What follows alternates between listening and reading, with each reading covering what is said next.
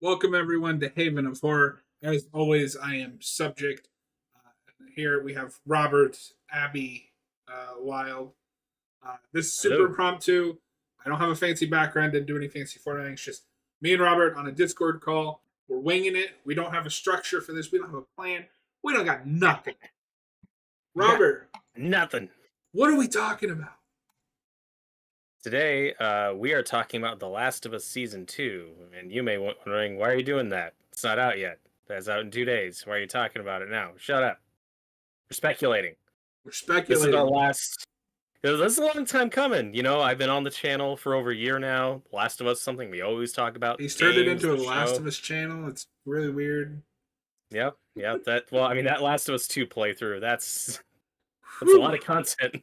It's a lot of content on the channel. it is. And now we're here. Now season 2 is going to premiere in a couple days, and we're planning to review the premiere Monday. Might review this weekly. We'll see how it goes. But John, I wanted to kick this off with you with a couple questions. You know, I know some of these things, but for the audience, just real quick, what are your expectations for this season? What are you excited for, and what are you hoping for to see this season? Just quick, kind of broad thoughts going into this. I'm hoping for something more survival horror esque. Because when we did that commentary on the first season, my big complaint and our main argument for 9 hours was they don't struggle enough. They episodes 6 and 8 are almost zombieless. Same with 3 and 4. I'm Three as a blanking on couple. episode 4 now. But you cannot do that with this season because if this is the first half of the game, if this is the Ellie portion, she needs to be on her own in a strange city filled with infected and new infected. I want the shamblers. I want the wait, no, shamblers are like the bloater things, right? Yes. Okay. I want the creepy crawly things that scare you. Yeah. No, go. Those would I be need more scary. infected. Um, Part of me is expecting this to be the Abbey section of, or no, sorry, I said that backwards. Part of me is expecting this to be the Ellie section of the game, but I was watching a TikTok while we were on break, and they said expect some things to be different, especially with Joel. So now I'm wondering if they've changed his death because for whatever reason people took issue with the golf club. It's like, yeah, you could beat somebody to death with that. Like, I don't see the problem. Hmm. But I do think maybe they changed I think so too. Now there are people I think who have their hopes up that that's not going to happen entirely, and I don't think that's the case. Like, that. No, you're sorry, rewriting the entire spoiler game at alert. that point. Yeah, yeah. Spoiler alert. No, Joel's gonna die. I'm not. I don't know what episode, and I don't know the circumstance. I think Abby will still have a hand in it. Um, we're jumping around a lot, but I talked about this a while ago. I don't remember what stream it was on, but part of what's interesting about the ending of that first game is that when you're playing as Joel and you kill Abby's father, you, the player, have variety, you could say, in that sequence. You can stab him, you can shoot him, you can light him up with a flamethrower. And then in the second game, when we flash back to it, we do that bit kind of off screen so that you don't have to worry about the canon of it. And in the show, what they pick was Joel shooting him in the head. That's the version of his death that the show went with. So what I think, again, speculation. I think we're still gonna get the Joel torture. Like, I do think that is gonna happen, but I think his death might be Abby shooting him in the head for that poetic justice with her father. I could see them not doing the golf club playing, but that's how I could see them go about it. How do you feel about that? Fine with that. Because I think the I torture you need. yeah, It's I brutal, like it's dark, but it's important. I don't think it matters in the game how she kills him. The golf club is just that's just something she picked up off the ground. Like Right. her main goal is to hurt him. Um, as long as you get that same across. When I The complain about story an was. adaptation, I don't need I don't mean if they used a golf club in the game, then I expect a golf club in the show. It's I want to see those events play out because the first season had a bad habit of skipping what are in my eyes important set pieces that not only do world building but build Joel and Ellie's character. Um, so now you're kind of at a place where, yeah, they went through this journey, but it wasn't as harrowing. Like there's large sections where they don't do anything except walk. So I think There's a lot of walking in that game. you really need to build up their relationship. I think again and show the fallout of that before the death um, for a TV narrative.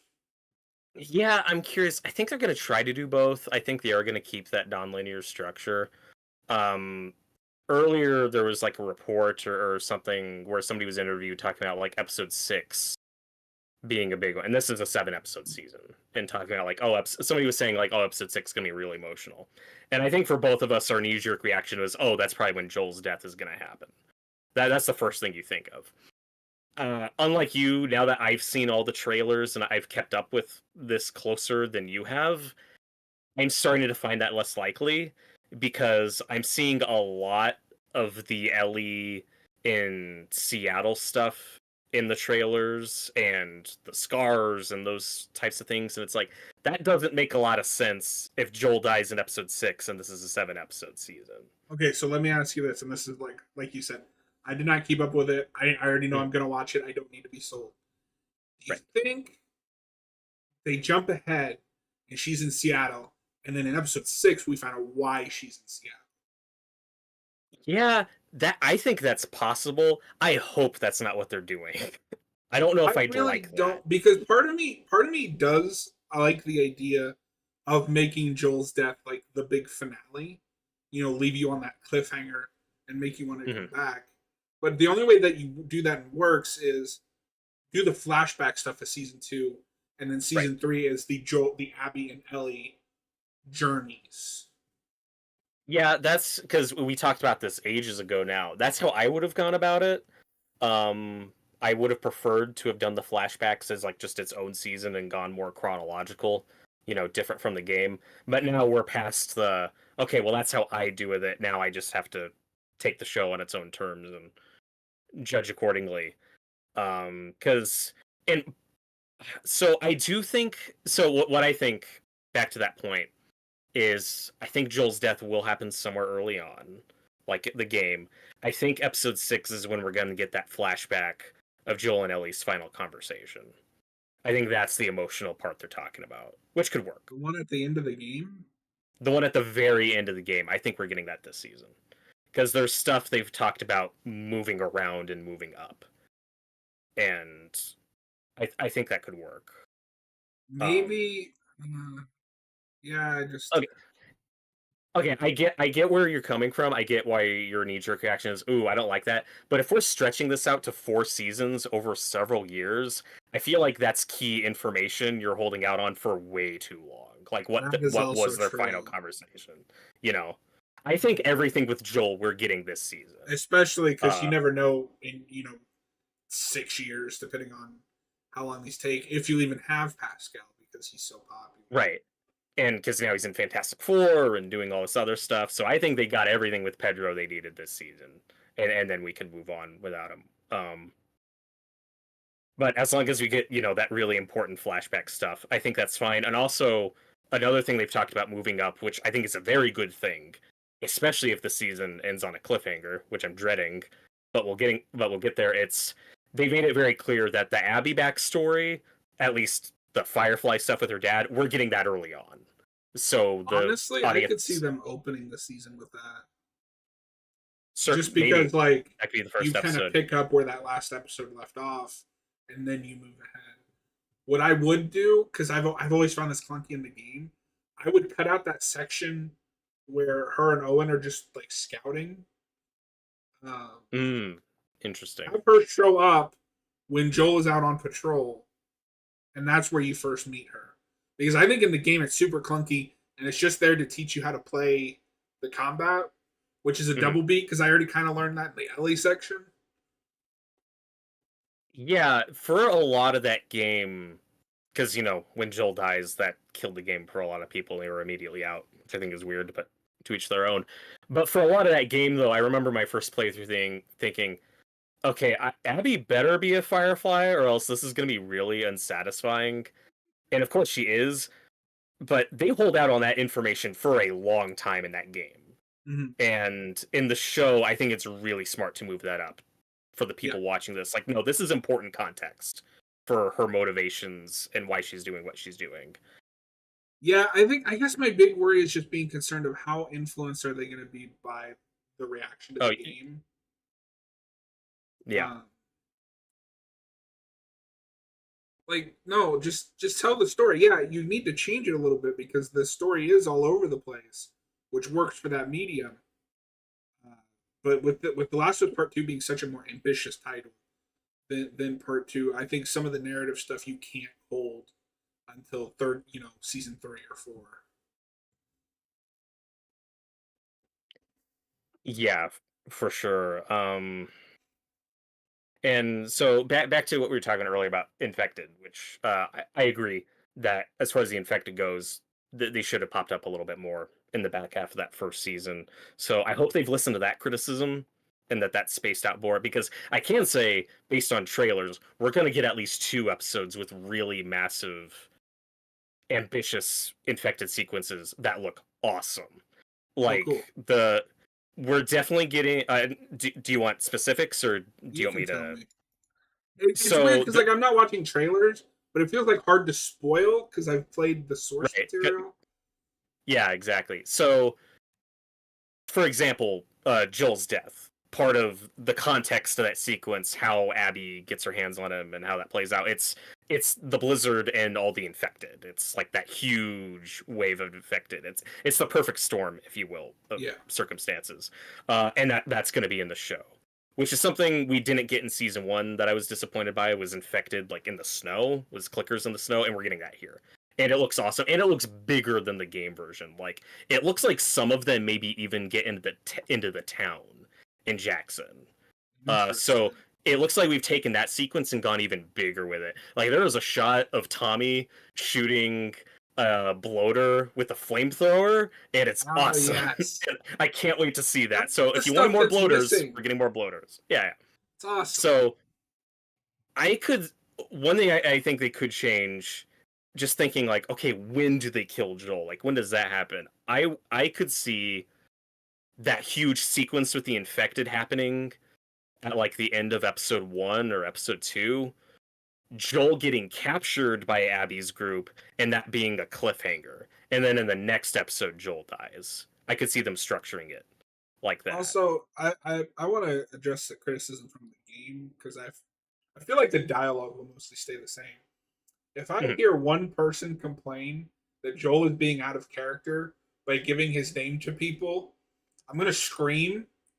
He's not the one that introduces himself. Tommy is the one that throws their names around. Yes. Yep.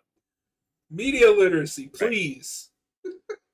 And then there's just the dumb stuff for people who just aren't paying attention or can't pick up nuance. Like, why would Joel go out of his way to save this random girl, the random girl that reminds him of his surrogate daughter? Like, yeah, of course he's gonna risk his life to save And this he's in stranger. danger. What is he gonna do? Stand there?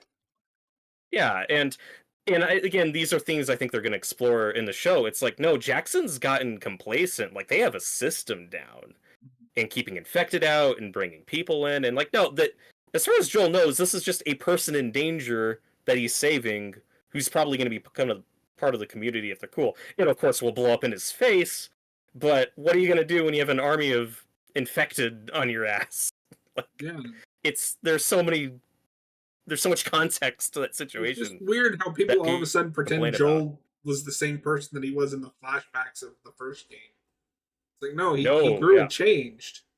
his humanity is part of what gets him killed. That's the tragedy of it. It's him getting his humanity back is part of what leads to his end. So yeah, that'll be interesting to see how it's paced out. But the other big sequence, at least from the trailers, that I'm really excited for is that subway sequence where the Shamblers first show up. I didn't see any Shamblers in the trailer, so I don't know if they're holding off on that. But like, there's a shot of Ellie and Dina running through. They're in a subway car, and you see all these infected on the windows, like banging on the windows. You get the red lights outside. Like, it looks so cool. Beautiful. Like, stuff like that looks amazing. But One I thing agree. I have seen in one of the trailers is we have seen the interrogation scene, the big With Nora, yeah, with Nora. We have seen that, and it looked okay. I think the biggest thing holding Bella Ramsey back is she still got that baby face look. She tries to pull off intimidating, and Well, what I'm not worried about is we just talked about this on our commentary, like the David episode in season 1, when she kills David. She goes to a very visceral, primal, raw place and absolutely crushes it. So I'm not worried about that stuff. So, and again, I don't need nonstop action. And is Ellie gonna mow down like hundreds of people in the show like she does in the game? Of course not.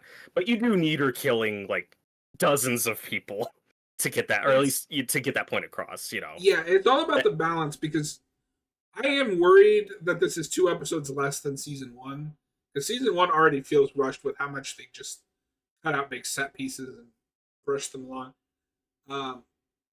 Because yeah, the story is what's important, but part of what makes you connect with these characters is see them going through those hardships, and just building to a big one and then like blowing your entire cash on one big set piece leaves for episodes and episodes where not a lot is happening action wise. And I think a good story should be able to balance that, the dramatics, with, oh, here's like an exciting scene to get you back into it.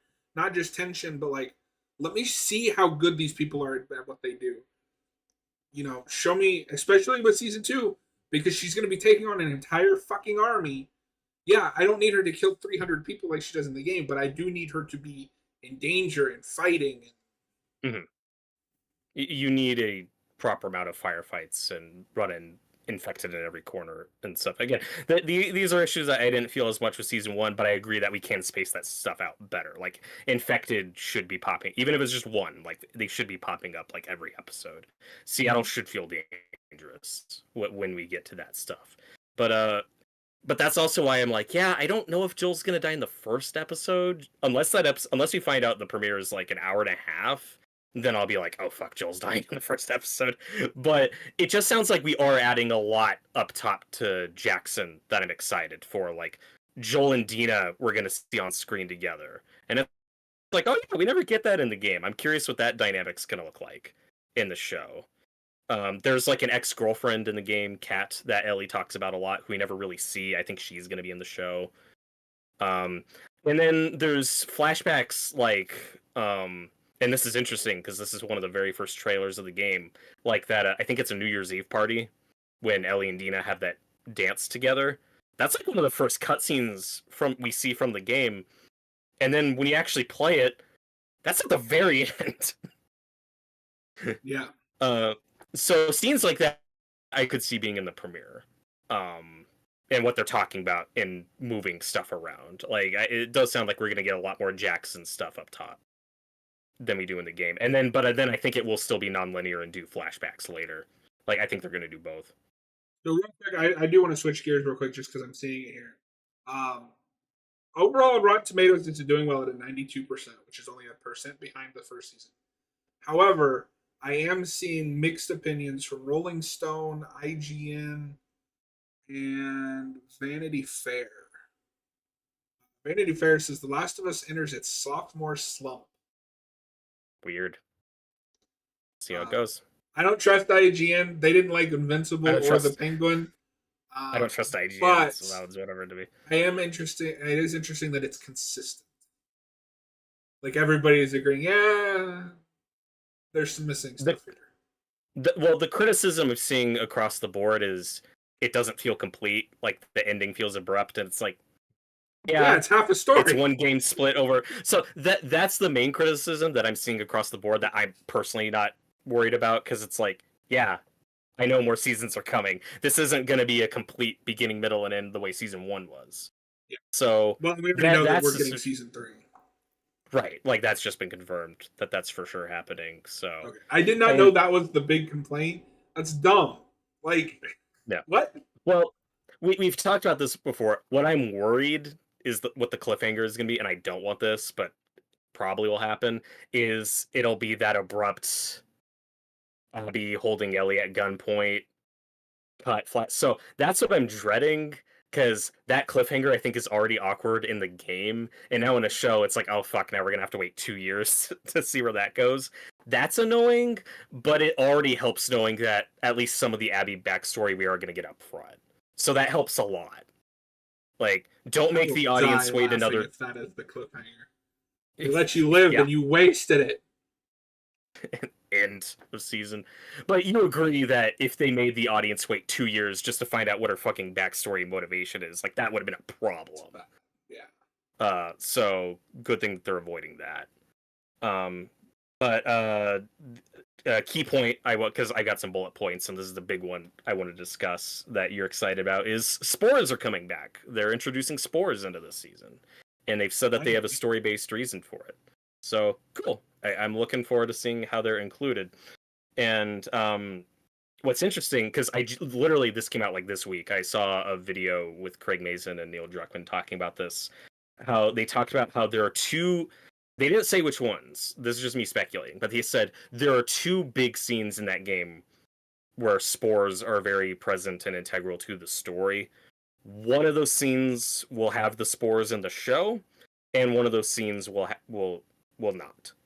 I think this is me speculating and see if I'm right or not. I think the two scenes they're referring to are when Dina and Ellie are together, surrounded by spores, and Ellie's mask breaks, and then Dina's like, "Oh my god, use mine," and Ellie just takes it off. It's like, "No, I'm not infected. I told you," and that's what really sells Dina that oh my god, she's not infected. Like this is not affecting her. And then I think the other moment with spores is when Ellie interrogates Nora because they're underground and Nora's like dying and coughing and Ellie's fine. So I think that first scene with Dina will have spores in the show, and the scene with Nora won't. Because I think the context might be different.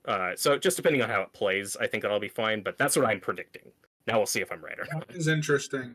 Because I don't know how else you do that scene with Ellie and Dina without That's the big spores. one because Which is why it was short sighted in the first place to remove the goddamn things. yeah, there were just logistical reasons for that. They didn't want their main actors to be wearing masks a lot of the time. You'd be losing some of the performance. So So I was you've already fine cut with out it. all the other scenes. Just do a token spore scene so that you establish they Yeah. exist. Hmm. Yeah, it's just something that I didn't miss, but I'm curious how it's graded into the series, and I think that's We'll the big see. moment that's gonna have it. And yeah, the Dina, of course, should mention that's like my favorite character from the second game, played by She's great. Isabel Merced here. Looking forward to that. I demand the Uh, snowball fight scene, yeah, and I'm curious how I that, but need the counter on the side for it to be realistic. that'd be amazing. And this hasn't been confirmed yet, but just again speculating. The actress who played Dina in the game, Shannon Woodward, I've seen in things and like her a lot. I hope she has a role in the show somewhere as a different character. I think that'd be fun. That hasn't been confirmed yet. That's just something I hope happens. And she was also in an HBO show, Westworld, with Jeffrey Wright, who is going to be in this season. Do you want to talk about that for a second? It's interesting he's in this season. If we're right and this is just the Ellie stuff with the flashback for Abby, because he's not really a character until you play Abby's section. Right. Yeah, and that's part of what's cool about it is this is the next character that's just played by the same actor who played him in the game. And I love Jeffrey Wright. He's a cool actor. I think we're gonna get a lot more with that character in the show because in the game he's only in like two Mm-hmm. scenes. So I think the stuff with him, Isaac, that we're gonna see in this season is just gonna be flashback stuff with Abby. I think it's just gonna be more of him that we just didn't see in the game.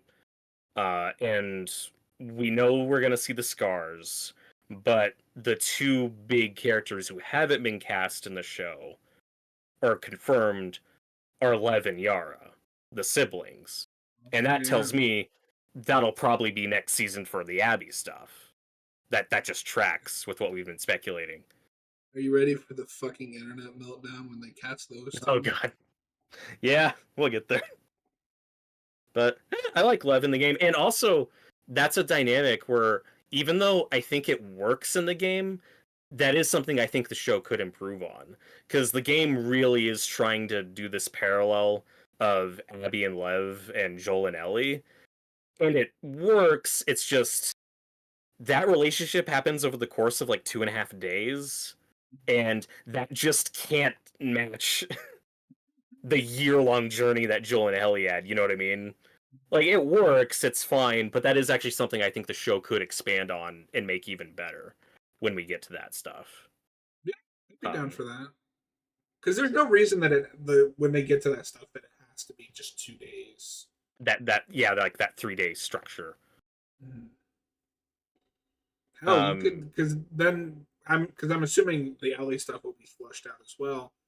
You know, you could have her be there for like a week or right. Yeah, you could be because more really it's ambiguous. Ellie that's on the time limit because of Dina not feeling. Mhm. Which That's true. honestly, you could cut that. It's fine. Well, but that leads what ends up going on there is her being pregnant, which is going to be important. I mostly mean you could cut like her being that sick. Obviously, you need the Sure. baby for the farm stuff. Mhm. Yeah, and there's stuff that was cut from that game that I'd like to appear in that show. I don't know if you've ever seen it, but there's a deleted scene in the second one when you're in Seattle and Ellie's on her own, after Dina's been sick. And there's a part where Ellie's like crawling through this tunnel and you see like a dead clicker. And when she gets close to it, its face turns into Joel's face and it like screams at her. And that's part of I like that would like to see them do PTSD. more with the PTSD because Yeah. I love that big Yeah, scene yeah. in the barn, In the barn. but uh, yeah, in the barn. Hmm. But it doesn't like it seems like she just has it for that scene. Like, yeah, you have the journal entries, but like she doesn't act like somebody with PTSD until that scene. That's something you could definitely do more in the show. And then so we've talked about Joel's death a little bit. So back to the first episode. So the only title we have so far is episode 1 Future Days, which is really important to the game because that's the Pearl Jam song that Joel sings to Ellie, and which is most certainly a scene we're going to get in the show in some capacity up top. But we've talked about this before. Part of the timeline shift, because of course the game starts in the apocalypse starts in 2013. In the show version, it starts in 2003. That Pearl Jam song "Future Days" did not exist in 2003. So, do you think they say "fuck it" and just have him sing it anyway, or change it? How do you think that? Because I think they may. Okay, here's what I'll say what I think, and then you can say what you think. I think they're gonna play the Pearl Jam song like at the end, like during the end credits, so it'll be in the show. But we'll probably give Joel a different song to actually sing to Ellie in that scene. That's what I think they're gonna do. But what do you think they're gonna do? Uh, it's kind of up in the air because I don't know if Pedro Pascal can sing. If he Mm. can't, I could see them cutting that, and it's just a reference in the credits. Um, I also don't know if Bella Ramsey can sing. Actually, Oh, actually, Bella can sing. When she was younger, she did these covers she put on YouTube that were oh, really okay. nice. Like guitar, like very Ellie sounding guitar covers of songs. And we know from the trailers, like the "Take on Me" scene when she Mhm. sings to Dina, like that's gonna be in the show. Oh, cool. Okay. So that I'm So I looking mean, I forward would to. be So fine if they don't do that if he can't sing, and then just have it in the credits. and you think he might just give her the guitar, but just not do the singing part, Yeah, because because he does he mention wanting to be a singer in the first season? He does, and in the finale, they did keep the scene where he tells her, like, "Hey, I'm going to teach you to play the guitar. I think you'll like that." They did set that up in the show, so we're definitely going to see the payoff to that. Okay, so apparently he can sing. So maybe he will Okay, get to do something. Cool. Well, and one thing that I think would be really nice at the end of season 3 or 4, however long we go, that game ends with a duet with Troy Baker and Ashley Johnson of Wayfaring Stranger. It would be really cool if the show gets to do that with Pedro and Bella. Like now that at the end, like 3, 4, however long, it's like save that for the end. That I think would be great. Yeah, And then be of course, fine if they do change the song. The song itself is not important. It's what it means thematically about Joel and Ellie both. So if you could find something that is similar enough, yeah, my pick, and of course, there's no way this is gonna happen because it's just speculating. But your song by Elton John, I think would be perfect. It's probably not what they're gonna do, but I would love that. I think that would be a great substitution. it would But be and I weird. But it's also already a stretch to me that somebody like Joel listens to Pearl Jam. So. yeah, but I think it would fit. And then although because music is a big part of that second game and a really big part of that first season, like they use a lot of songs from both games in season 1. Of course, one of your favorites is from the trailer for 2 when Ellie sings. What does she? Oh god, I don't know the It's name the of it, but it's the in the Valley of Death or whatever. yeah. That's a big one where it would be cool to see that in the show somewhere. Like by Bella, Through and the then Valley. through the valley. Okay, and I think it would be cool. I've talked about this before because music, like end credit music, is such a big part of this show. I really hope they got Troy Baker and Ashley Johnson to record a couple songs, like not as Joel, like not in their Joel and Ellie voices, just song covers for endings of episodes when it's appropriate. I think that would just be a great way to include their presence in the show without them being like literally on screen again. Have them do the Uh, cover of that Pearl Jam song for the credits. Fuck it. sure, yeah, that'd be great. And let her do a full version of Through the Valley for Yes, a because show. I need a all we full have is that version. trailer version. Yeah, absolutely. If they were That's smart, instead of trying to recreate that poster that blew up horribly in their faces, I would have just remade that initial release like trailer. That trailer was so hype. that trailer's amazing. And what's funny is when before that game came out, people were speculating like, "Oh, is Joel gonna die? Is that just her seeing him?" And of course, that doesn't really happen in the game. That's just a But pre-made trailer. yeah, it's just a pre-made trailer. Like it doesn't have to be canon.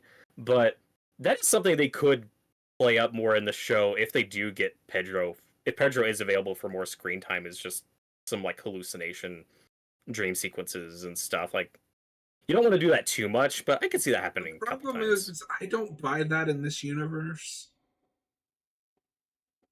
This is such a grounded, like gritty realism universe minus the monsters. I don't know if I'd buy that she suddenly starts hallucinating him. I don't even buy it in Man of Steel or in Batman v Superman, and I don't hate it. I don't hate that scene. Yeah, that one's weird because that's like a full conversation. I think you just got to do it in small doses Mhm. and pick very specific ones. And in real life, when people have like near death No, you know what experiences they or should do bleeding is out. they should do the original version of that scene where he shows up to save her instead of Sam or not Sam, Henry. No wait, Wait, no, what the fuck? What is his Jesse, name? Jesse. Jesse. There we go. I know I'd get there eventually. They should just do that, the fake marketing trailer.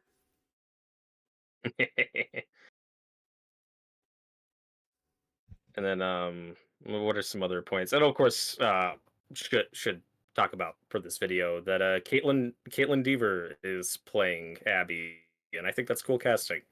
I like her Uh, a lot. Obviously, a big difference from the game. She's not, like 200 pounds of muscle. yeah, I was hoping she'd put on some more muscle too, but they've said like, yeah, that was a factor in the game that doesn't really apply in the show Mhm. because it adds just to that gameplay variety. Like Abby plays very differently than Ellie does, being a tank. You don't really need that in the show, and I leaning into her and Ellie being, a mirror version of each other, uh, being each other's antagonists. Like I think that's fine. Of course, people are angry that she's not buff enough, and there are other people who are going to be angry for a whole host of other reasons, which is why she's just has hopefully been off of social media. Hopefully. And I don't I still think it's cool casting, great actress and has been in the Naughty Dog family for a long time. Played Nathan Drake's daughter at the end of Oh, yeah, Uncharted I forgot 4. about that. Yeah, and Does that mean that when this Uncharted 4 is a prequel to this game or to this show? yes, It set they that are up. canon. They are canon with each other. Yes. But and when Last of Us was being talked about as a movie, she was an actress they were looking at like 10 years ago for Ellie. So Where are we I, gonna I put think this Elliot is cool. Page in this season? Bring it full circle. But yeah, and then so other new casting we have to look forward to in this show is Joe Pantoliano. I always forget his name. He's known for being in The Fugitive, Bad Boys. He played Ben Urich in the Daredevil movie. That guy. Oh, that guy. Uh, Okay. yeah, he's gonna be in the show. He's playing Eugene, a character mentioned in the game, but one we never see. Um, he's remember when Ellie and Dina are on their own I early know who on? They Eugene find that is. okay, the guy's Remember, weed I just stash. restarted the game. Right, okay, Okay. so that's cool. My initial gut reaction was that he's too young, but then I remember I haven't seen him in anything in like 20 He's years. like 60. Yeah. Um, that's good casting.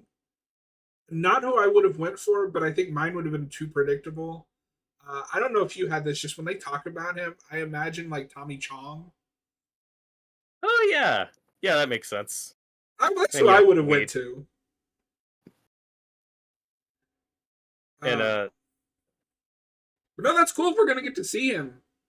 mhm. Um, And there's then credits, like so there's gonna be more flashbacks. yeah, for sure. And in the show, Eugene is gonna be Gail's husband, and Gail is the new character played by Catherine O'Hara, who's gonna be Oh, Joel's therapist. Yeah, so that'll be interesting. weird. Uh, I'm really looking forward to her episode and how that therapy session with Joel's gonna play. I think it's interesting. It's like this new flashback or whatever we're gonna get that. It makes me wonder if Joel and Ellie are gonna have the fallout that they do in the game. I think they will. So, what I think the setup is, just based on footage I've seen from that trailer, it does not look like something Joel wants to do. I'm guessing it's a Maria saying, I don't know what's going on with you, but you are starting mandatory therapy with my friend Gail. And I think there's 3 situations from those games where that makes sense. It's either right when Joel and Ellie get to Jackson after the end of the first game, and Maria's like, okay, there's something that happened that you're not telling me about. If you want to stay here, you're talking to my therapist friend. I think that's option 1.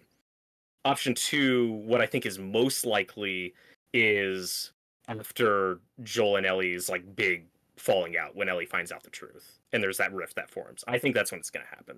The other option is that it's after the New Year's Eve party when they have like that scene in front of everybody when she curses at him. Uh, it could be something like after that when it's like, hey, Joel, go to therapy, talk about your shit. But I think the second option is the most likely. I think the second option is most likely because if it's the third, why would it be him in therapy? It should be Ellie. Right. I do hope. Okay, this is where I get canceled. I do hope if there's one thing they change is that scene where she talks to the guy that um like made fun of her the night before because like That was a good get. he's trying to apologize and she's being a bitch and it just kind of feels like yeah you're supposed to cheer for her because she's being mean to a bigot. It's like, no, he's trying to Mm-hmm. apologize. He made you food. Mm-hmm. Yeah, I think. Now, to be fair, he was being a complete dick the previous night and was being very uncool.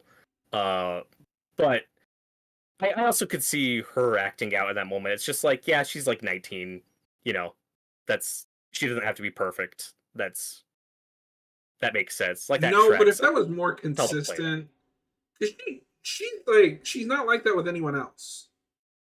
Mhm. She's always like nice or apologetic to anyone else. It just feels like in that moment because it's a bigot, we gotta have that like, yeah, she put that guy in his place. Like, no, Yeah, she's being kind of a bitch.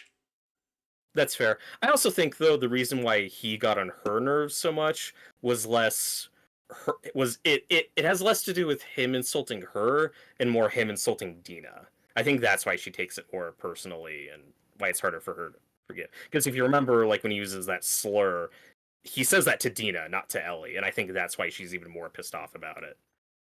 So I'm curious if that'll play out the same way in I the show. wonder. Now, what I did question about the writing of that scene is just in this like post-apocalyptic world where most like norms and traditions and things we're used to are thrown out the window.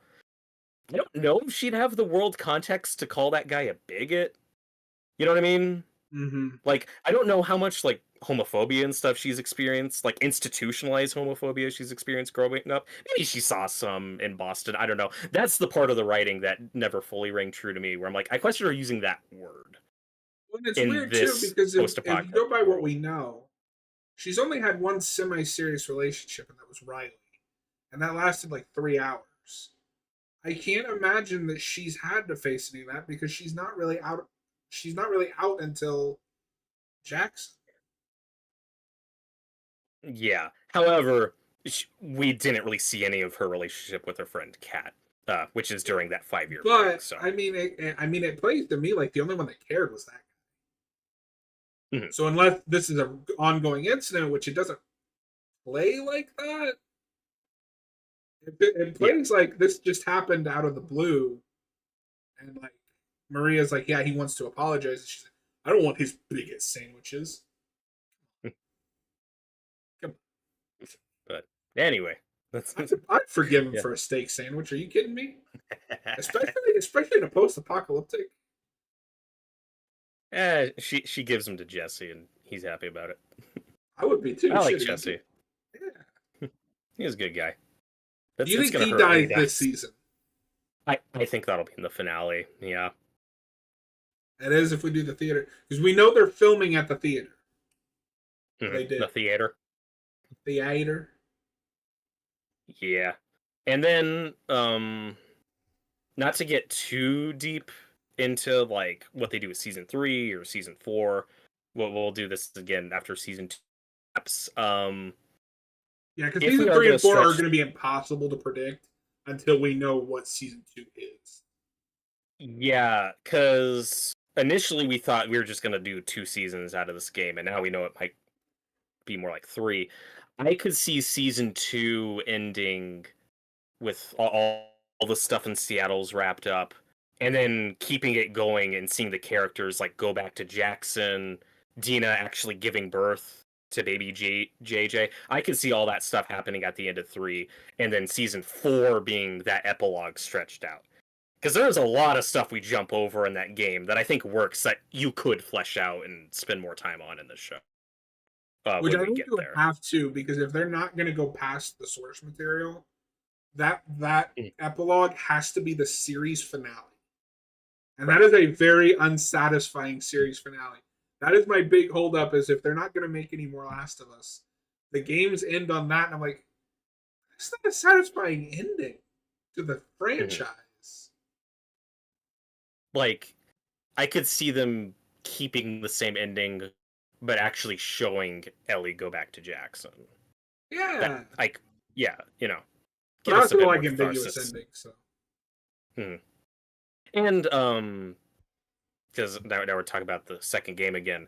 In the final scene, when Ellie leaves the house and is going to her unknown destination, originally in that scene, we saw like a little toy on the tractor that the baby was playing with earlier. And originally in that scene, when Ellie walks past the tractor, she picks up the toy and then keeps going. So that gives a much stronger implication that, oh, she's probably going back to Jackson. Which is the way I choose to read that ending. But they keep it ambiguous. So I could see the TV show making that much more literal. Like, no, Ellie goes back to Jackson, reunites with Dina. That's the end of the story. If we go to So 4 seasons, we'll see. I'm rewinding back because I still just had it pulled up. British GQ says The Last of Us. I don't care about your stupid magazine. Why can't I just read the headline? Just let me read the article. The Last of Us Season 2 has one of the best TV episodes of the century so far, says British GQ. That's high praise. That seems hyperbolic, but we'll see. I also don't watch a lot of TV, so they did tell the New York Post they are not concerned over the reaction to Pedro Pascal's character. The thing I am most interested to see is this season is going to have two camps. The people like me and you that played the game and either liked it or didn't like it. I assume if you didn't like the game, you're not watching this season. But then you're going to have a whole new camp who this is the only way that they have ever experienced this story. I'm wondering what those people's reaction to this is. Do they have that same reaction to his death? I don't think it'll be as toxic and as out of control as certain gamers' reaction to it in the game. Partially though, because not to shit too hard on gamers. I am one of them. You're a big gamer. That death toxic. But a big thing that hurt that game is that death was leaked without context that a lot of people saw and knew about. So a lot of people went into that game already hating it. The show is in a position to play the story in context the way it was meant. And will people be pissed? Will people stop watching the show? I don't know. Like, how many people keep watching on to season 3? That I can't predict. But this is an HBO show, and I think shows like Game of Thrones have set the precedent for, yeah, we can kill off main characters here and keep the story going, and people will keep watching. So I think to some degree the HBO audience is conditioned to this. And I've always found that whole discourse interesting, especially in a post-Walking Dead world. Right. Like, what? Also, I mean, when you're playing that first game, who didn't think Joel was dying when he gets impaled on that spike? Like, how many people genuinely thought he was going to survive to the end of that game? Yeah. Like, that's just how these post-apocalyptic stories go. To play devil's advocate there. I didn't, because Joel is the playable character. Sure. Hands off in the second one, because then Ellie is the playable character at that point. Mm-hmm. I never once thought he was going to die in the first game because he is the protagonist. But even in that, I didn't think Tess was going to die, and then she fucking does. That's true. Yeah. I've never been more baffled. But yes, the leaks didn't help, because I remember, I don't know if you remember this, but the big thing was Joel was killed by a trans person, which is what freaked everybody out. Like, which is not true, and something I still see people complain about. No joke, in very recent months, I've seen comments like, "Can't believe Joe killed a fucking trans character." It's horrible. You're a horrible person, and B, oh, so you didn't play the fucking game because that didn't happen. You moron. Oh. I heard everything. Like, Abby is everything that people hate. Socially, Abby is gay, Abby's a trans person. I hear all of it. None of it's true. Which is funny, because the only thing that's remotely true is the gay thing, but it's not Abby, it's Ellie. It's not Abby. And that's a thing we've known since Left Behind. I don't know if those people played that DLC. They clearly didn't, because people were still bitching about it when that second game came out. Yeah. Yeah, if you're a newcomer watching us and expected us to rant about Ellie being gay or trans, nope, that's not what we do. The Last of Us 2. Nope, that game is peak. Not, and look, you may have disliked the game for completely reasonable, non-toxic There are criticisms. reasons. Yeah, I do not think it's a perfect game. So I'm curious if the show will improve on it or not, in my opinion. But no, like Ellie's gay, it's fine. Like you hate Abby because she kills Joel, and it's like that's the point. That's how these stories typically want you to feel. You want to hate the character that kills somebody you love. And then what makes the game challenging and interesting, in my opinion, is trying to humanize that character and put you And in the their six, shoes and see their point of view. And if you played the first game and paid attention, you understand that Joel is a very complicated person who's done a lot of bad things. spoilers. Abby's a pretty cool character when you get to know her. She's a I like dumbass, Abby. but Yeah. And she gets all her fucking friends killed. She does suffer plenty. yeah. Well, Robert, we've And been then, at this for about an hour. Is there any wow, that flew other by, that flew bullet by for me. points? I did. Are there any other bullet points that you would feel like we need to touch? Maybe just one or two more, but to finish that point real quick, um, I think I don't know. You still see the comments from people who are like, "Well, I wanted Joel to die like sacrificing himself for Ellie. That would make me feel good. That would make that death less painful." It's like, yeah, that's the point. It's a dark, fucked up story. I'm sorry that it made you feel sad things, but did you play the first one? I don't like when stories make me feel things. Remember when Sarah died 20 minutes into that first game? Remember how that made you feel? Yeah, it's like that.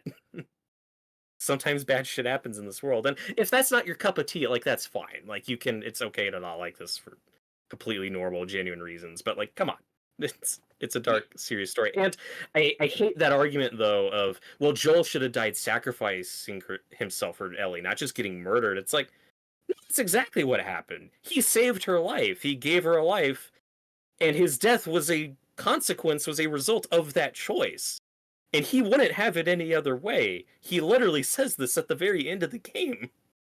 That's what the whole thing is about. Joel never apologizes for what he did. He goes out on his own terms to some degree. Like, it's tragic, it's still sad, but no, he still traded his life for hers, and he's fine with that. He gave her a life, and I think that's beautiful. And I'm ready for those scenes in the show to make me cry. If you But cry on camera, I'm firing you. hell yeah. And then just real quick, like again, how do you stretch this to like 4 seasons? It's they've talked before about this Tommy DLC that was planned for the second one that just got cut for time or budget that never got made. I could see that being integrated in the show in some capacity, depending on the Like story. Tommy, I don't like Tommy enough to have to watch an entire episode just about Tommy. We'll see. Um, I I really hate to whine and sound like, oh, you're not going to do it the way I should. I think you should do it, so it's bad. But I really do think the simplest way would have just been to do all the flashback stuff of season two, Mhm. including the Abby stuff, so you start setting that up in mind, and then either be the finale or the premiere. She kills Joel, and then season three is Ellie going for revenge, and then season four is Abby's point of view, or season three is Ellie and Abby's missions. You paralleled their Mhm. days in Seattle, and season four is just that epilogue blown up into a proper final season. Mhm. Yeah, and I don't disagree. That's how I would have gone about it. But I hope they win me over because it looks like we're doing both. It looks like we're adding a lot more Jackson stuff up top, but we're still going to keep the non flashback structure. So I hope they pull it off for me. I'm Oh, just looking to see if I have any other big points to the actors and